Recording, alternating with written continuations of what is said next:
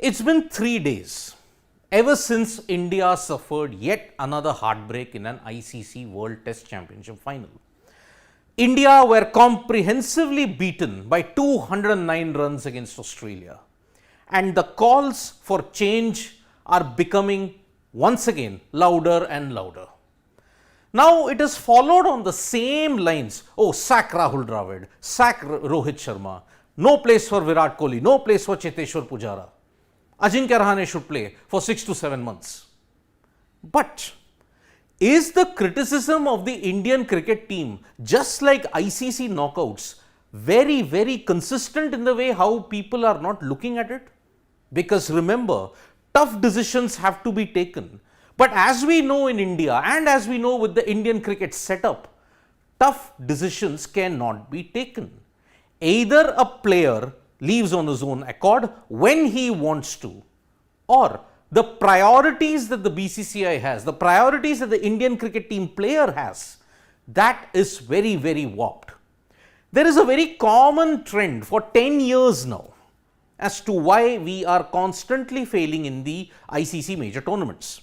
Agreed, we are getting to the semi-finals, we are getting to the finals, but one bad day and the same 30-45 minute period, the same misjudgment, everything seems to creep up on the Indian cricket team. Now, if you want to sack certain players, do we have a plan B? Do we have a backup? These are the things that Ravi Shastri, the former India skipper, player, administrator and coach, has also pointed out in an interview with the host broadcasters who were telecasting the ICC World Test Championship final. Some very brutal calls have to be made, and on that he asked to learn one thing from Australia, and he also gave a major indictment of the IPL. What were those? So in that, Ravi Shastri mentioned that if you want to have a succession plan in tests, please look at Australia and the way how they do it. Sit and draw a plan, have vision to replenish the squad. Australia are very good. They see where they want to be in 3 years. They don't wait for 5 years to go away suddenly from the side. This last point is a damning indictment. A player wants to play until he feels he's good enough. It's a fair assessment, right? But what is feel good enough to play? Is consistency not the yardstick anymore? Reputation is the yardstick. Because remember, what is a long rope? What is a short rope? In this entire 6-year period, we have totally diminished those lines. There is a short rope for certain individuals. There is a long rope for individuals who do not perform. Who are they? It is very, very subjective. It depends upon perception and it depends on what you want to hear, what you want to see. Where is a succession plan? Where is the next Virat Kohli? Potentially Shubman Gill. Where is the next Rohit Sharma? Where is the next Ajinkya Rahane? Where is the next Cheteshwar Pujara? Are we giving our domestic structure importance and respect? No. It's evident because 2 points were raised when we did the ICC WTC final analysis. What was that? One, most of the Indian team players are growing old together and the chances of them leaving altogether are high. Second, who was the last individual to have a breakthrough Ranji season and then play consistently for the Indian cricket team for 2 to 3 years? It was Mayank Agarwal. After that, have we seen Sarfaraz Khan get his due? No. Have we seen even Hanuma Vihari get his due? Because Hanuma Vihari was thrust into very difficult conditions and then you conveniently discarded him. Where is he? Is he lost to Indian cricket forever? This is the plan. Australia at least have a succession plan. If Nathan Lyon is going in the next 1-2 years, you at least have a Todd Murphy, you at least have a Matthew Kuhneman who can step up.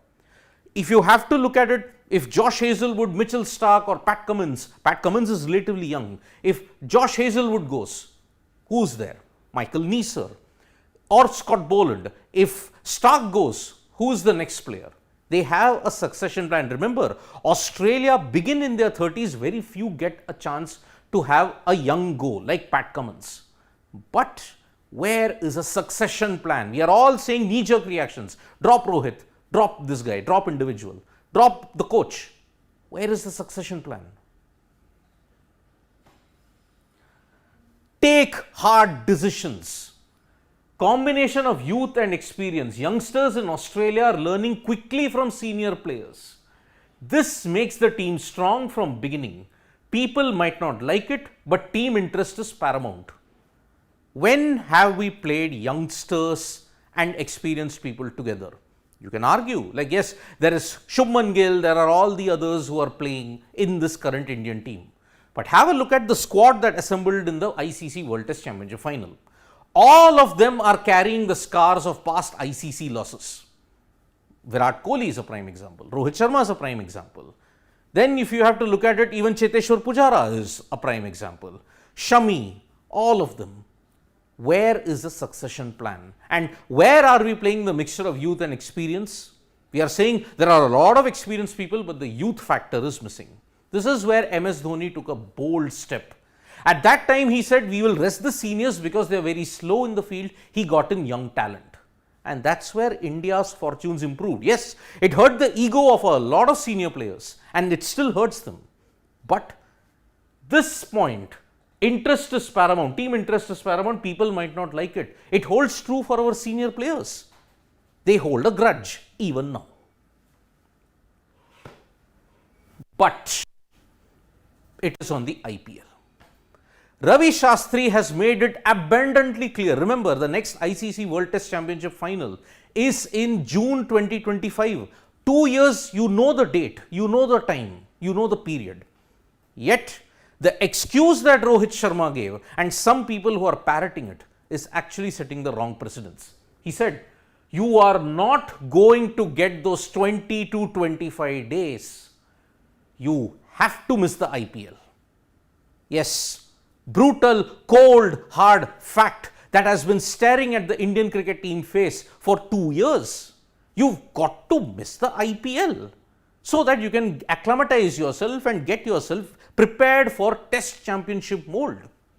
In future, certain clauses have to be put to franchises. Choice is yours and up to the management. Now, this is where the problem is. Is it a given guarantee? Supposing when the Indian cricket team went for the World T20 2022 in Australia, how many days did they get to acclimatize? 20 days. They played certain matches, they played 6 league games, yet in the semi-final they were caught wanting. We all pointed out that in the World Test Championship final, when IPL took precedence, at that time, no one raised a hue and cry. At that time, Chennai Super Kings was important, Mumbai Indians was important, RCB was important, GT, LSG were important, RR was important. No one thought about that. Even if you acclimatize for 20 days, is the result guaranteed? It's not. You have to adopt to test match batting and test match bowling much in advance. 20 to 25 days, even that is not enough. Look at the Australian team. How many players played in the IPL? 2. Check the records of Mitchell Starc, Scott Boland, Pat Cummins, Nathan Lyon, Travis Head, Alex Carey. When did they all last play? In March. That was it. In March. April, May was resting period because they knew they had the foresight. 1 test, but we also have 5 Ashes tests to come. India cannot have that foresight because you are cursed with the IPL, cursed for its plentiness, cursed for the way how the structure is, cursed for the way how it overlaps and destroys team psyche at that point. So, Ravi Shastri has made it clear, take tough decisions, have to miss IPL, and franchisees releasing their players for national duty. If you are following the football model, this will never happen. It has never happened in football. It will not happen in cricket if that is the case.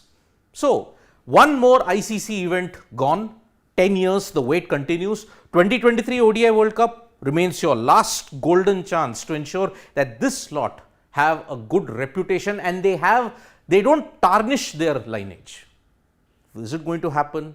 And remember, there are some dodgy decisions, and as far as scheduling is concerned about the World Cup, God forbid it does not bite Indian cricket very hard. Thank you so much, folks, for joining us for this live. We'll be back with more updates on sports today. Tap that bell icon so you know when we go live, and don't forget we are on Facebook, Twitter, and Instagram as well. Thank you.